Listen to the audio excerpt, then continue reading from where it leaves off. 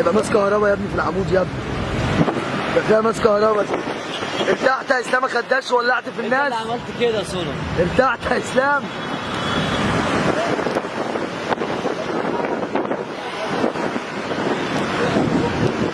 تحذير ده يا زميلي، الناس ياما.